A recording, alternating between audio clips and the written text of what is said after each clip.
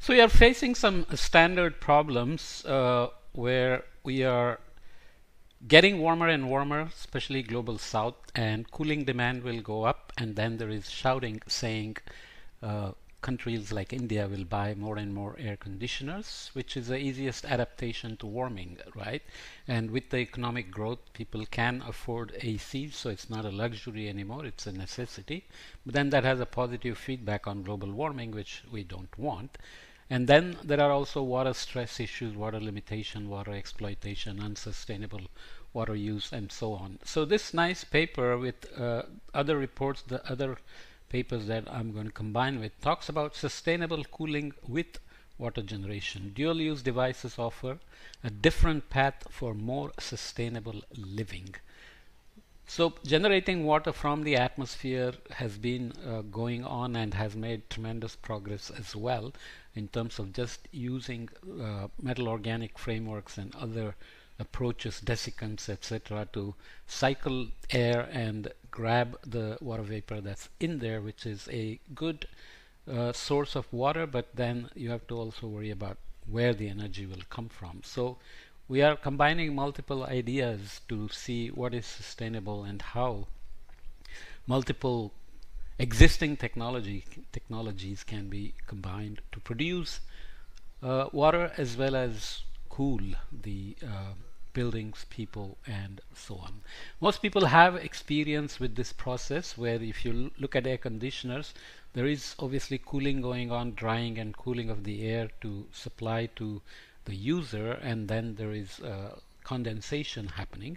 So most people have experience with this process, from condensation formed from air conditioners to cold drinks taken from a refrigerator. So you take out a cold drink and keep it outside. Temperatures are warmer, humidity is higher, so there is condensation happening on your glass as well. Although conventional chillers are becoming more efficient, integrating a passive radiative cooling strategy in which the sky is used as a cold sink could not only improve performance but also produce fresh water. This may help with the cooling and potentially also with the water scarcity issues in many regions of the world. So Earth is constantly losing energy to space, which is a good thing, otherwise we'll get warmer and warmer. And this is because there is a nice gradient from Earth's atmosphere to space. And can this gradient be used? Nature abhors gradients and tries to keep smoothing them out. So can we use that basic tendency of the universe to our advantage? The water vapor dewing process has a large barrier owing to its inefficiency. So this is where we need some innovations and technology. An established figure of merit known as the coefficient of performance represents the ratio of useful cooling energy generated to the work provided. So coefficient of performance is cooling energy here generated to the work performed. So it goes between two temperatures E and C. So this is the cooling generated by the energy we used for cooling. In general, the COP of chillers depends on the temperature difference between the hot and cold. So TC is hot and TE is cold. Not very intuitive, but here we are. Air conditioning requires air dehumidification, but water vapor dewing introduces a larger temperature difference, and thus decreases the coefficient of performance. This likely requires a reconceptualization of humidity management.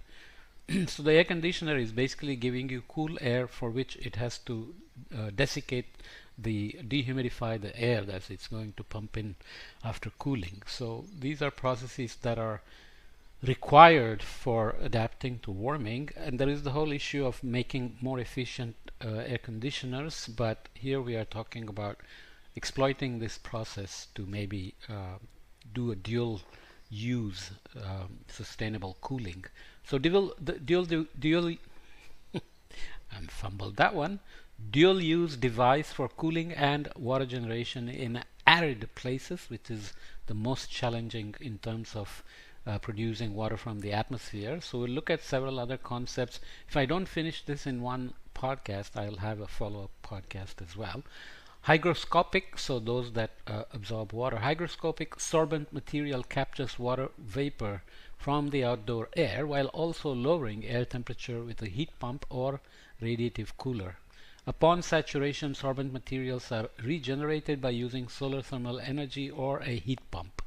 So there is that cycle of absorbing water out, and then you have to remove the water to regain the sorbent material for recycling the process of cooling and removing water. Released high temperature water vapor is dewed. Humid indoor exhaust air and vapor in ambient air are also water sources. Where the latter, the vapor in ambient air, is dewed during the night time by using radiative roof coating. So we are talking about multiple technologies.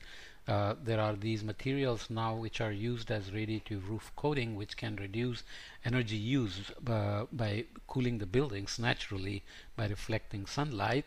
And building cooling and heating are some of the major energy emissions as well. The continuous operation of the dual-use device relies on solar thermal storage.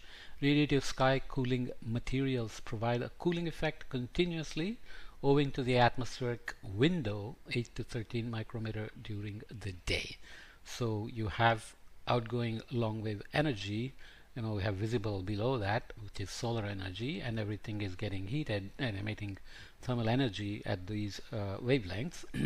And just schematically here we are looking at water capture adsorption process. So we have water release desorption process at the top. So cooling energy is required, and radiative cooling is indicated here, potentially with solar energy, but whatever the approach typically is used these days, obviously energy from fossil fuels in many cases. So you have absorption heat here. So sorbent desiccant is going to do the work for you in terms of water capture, and there is desorption heat, so you have to recapture that heat. So you have water release and desorption, where again you are using solar energy to do the desorption, and you are condensing that heat that is released there. So here are the processes. Dew collecting pipe, one dual use device is here. Exhaust air pipe is here, so this is your cooler. Cooled air dehumidified air pipe coming out here, 4, and freshwater pipe, which is gathering the water that's harvested in this process. Radiative cooling panel, and of course solar energy panel, 7 here. So dew generation happens here, which is part of this system, but it's operating at night to use the natural cooling process that happens when sun is gone down. Okay, very brief, but gives you a sense of what we are talking about in terms of dual use, with the known cycle we use for cooling air conditioners, etc., where we are essentially not bothering to recapture the condensation that happens, right?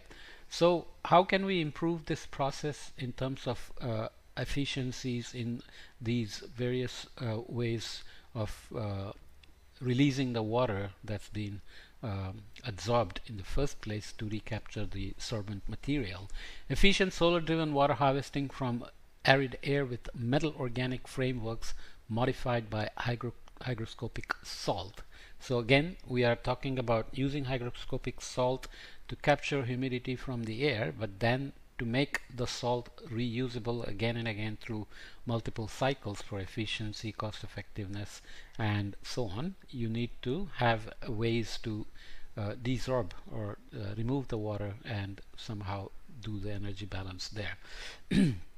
The abstract: freshwater scarcity is a global challenge threatening human survival, especially for people living in arid regions.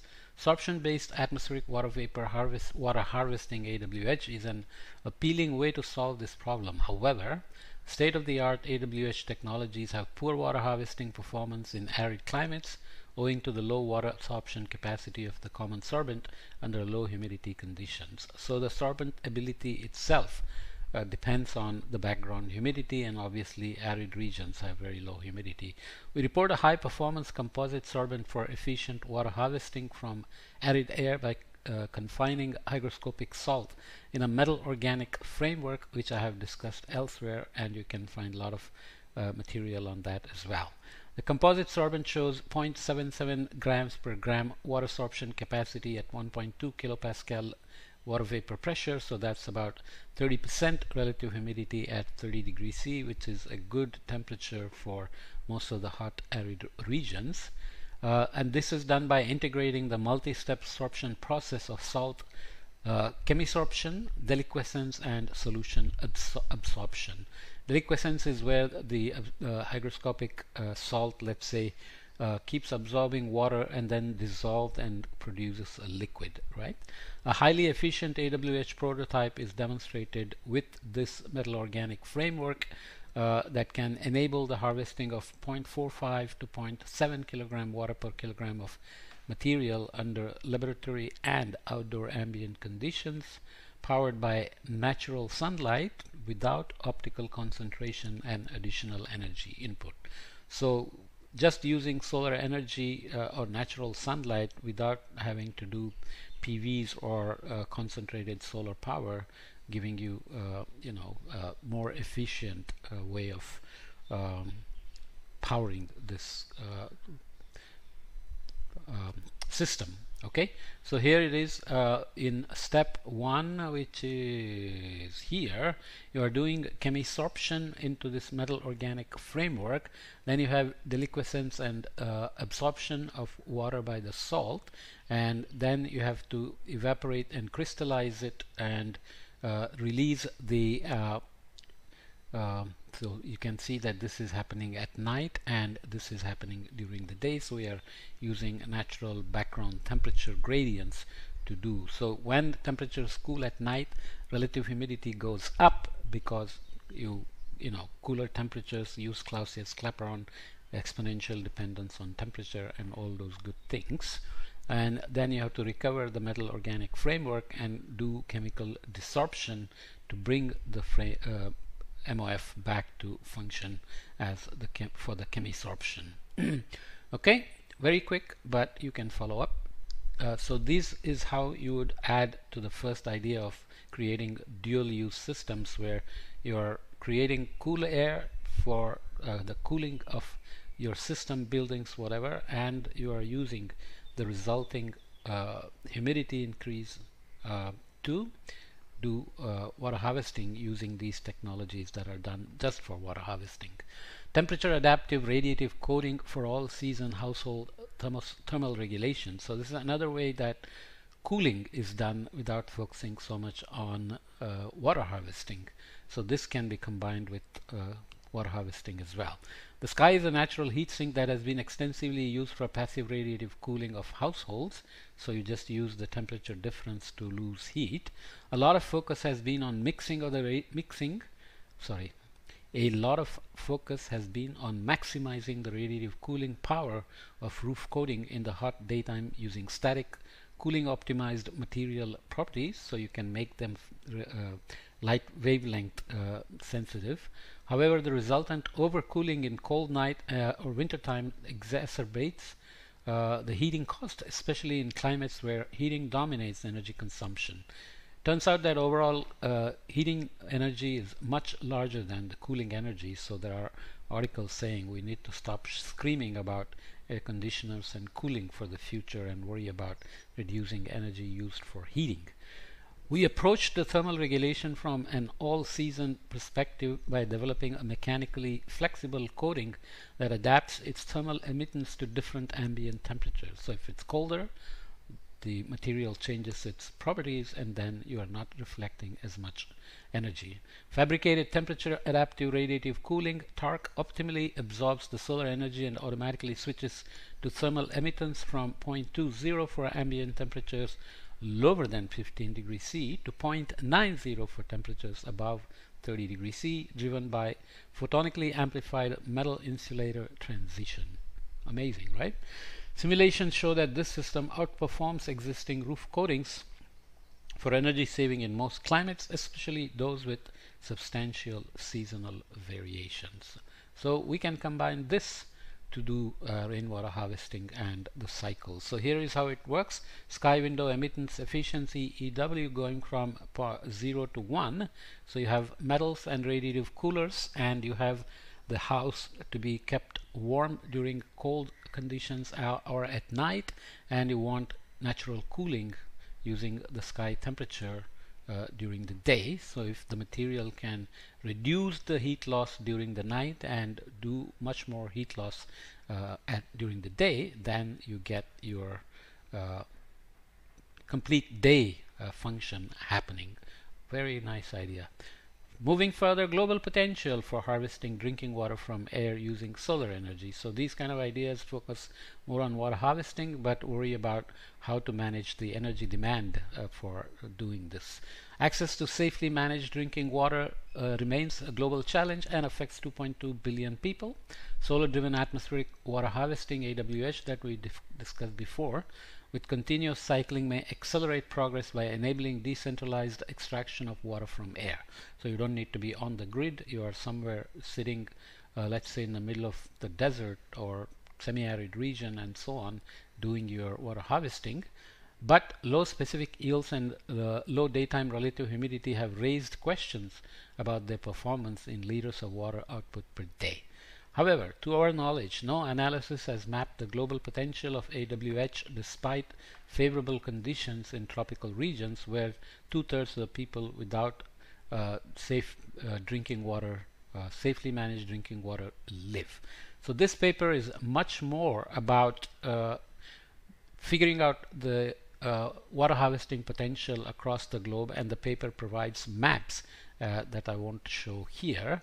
Here we show that AWH could provide SMDW for 1 billion people. Our assessment using Google Earth Engine introduces a hypothetical 1 meter square device with specific yields profile of 0.2 to 2.5 liters per kilowatt hour at 30 to 90% relative humidity respectively.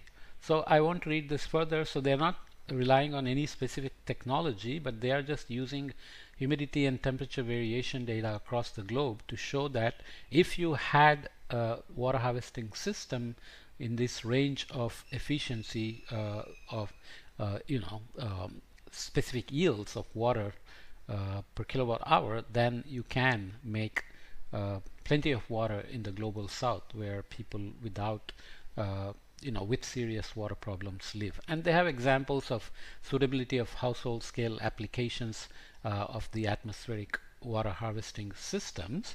And these are decentralized units, just like solar panels on rooftop. You can have a AWH somewhere on the rooftop or elsewhere as well.